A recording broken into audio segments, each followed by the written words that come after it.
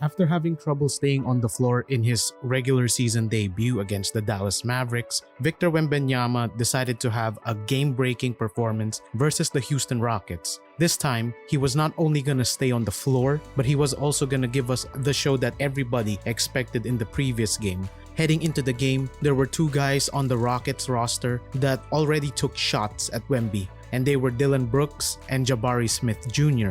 I'm not gonna go too deep into Brooks because that's more than he deserves, but Wemby hit his shots when Brooks tried to even contest them, and Wemby just gave him a point for his effort. A lesson to Dillon Brooks on the difference between being all bark and being a dog on the court. Now, Wemby did start the first half kind of slow after hitting his first shot and the dunk where he gently took the alley-oop from Jeremy Sohan, but in the second half, he set his eyes on Jabari Smith and started making him his son, getting the end one call from this mind-blowing drive as he fakes the behind the back and goes over Smith. And in the fourth, it got really loud when Wemby took over with the loudest 9 points of the game, making this reverse alley-oop in transition to put the game by 1, schooling Jabari on this end one baseline reverse dunk. And I hope Smith took notes. But this was much needed momentum for the team as Houston was pulling away,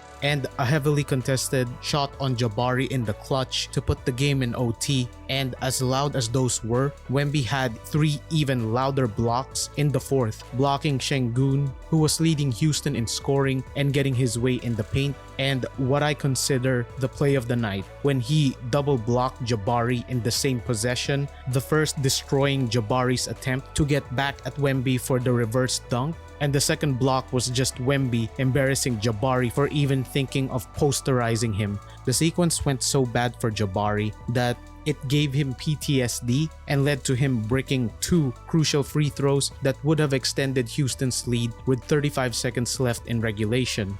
But luckily for the Spurs, he didn't make his free throws, and the fact that Şengün, the guy that led them in rebounds with 6 being on the offensive side, was subbed out for old man Jeff Green, who only grabbed 1 rebound all game. It was the dumbest coaching move to do in such a clutch situation like that, Ime. All that led to Wemby grabbing the rebound and putting the team on his back in the final moments, telling Jabari to either stop him or take notes on how to be clutch, because that's how you decide a game to your favor. Wemby gets down inside and finishes over him, tying the game with 20 seconds left to go, showing everyone he's different. And Wemby wasn't done with Jabari just yet, because in the final possession that would either end the game or send it to OT, it played out with Wemby and Jabari matching up. As the play unfolded, Jabari steps out while Wemby stays low, knowing that he'll be able to recover, but that ball goes to Şengün. Wemby commits inside, but Şengün touch passes it to the open Jabari for 3, but Wemby doesn't feel threatened at all, gets into position to box out and secure the rebound, which was the correct decision by Wemby, denying Şengün an open lane inside, and ended up grabbing the rebound as the game went into overtime, where Wemby made sure Jabari was done for the night, forcing a miss from mid-range while making his own on the other end. And Wemby got robbed of a putback dunk that the referees called basket interference when the ball was clearly out of the cylinder. The referees didn't change the call when Pop used his challenge, and Pop was livid at the decision. Wemby got robbed of another great highlight. He should have finished with 23 points and 13 rebounds in this game. But it doesn't take away that it was a great win for the Spurs and Wemby's first official win in the NBA.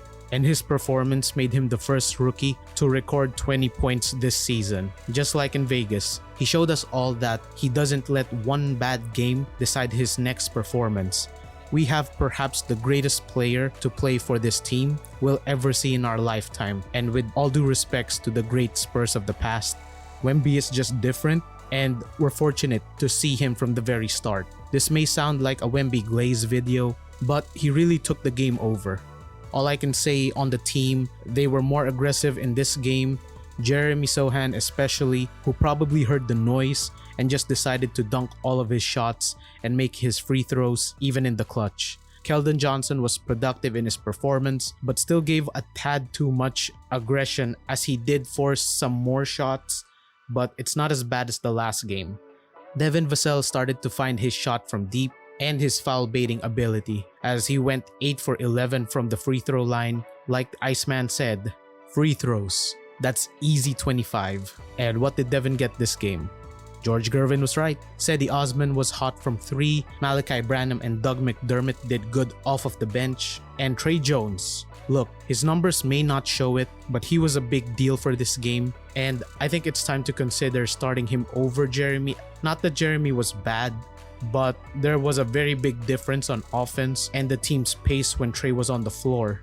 He even stayed on the floor deeper into the fourth this game, and I think it was the right decision.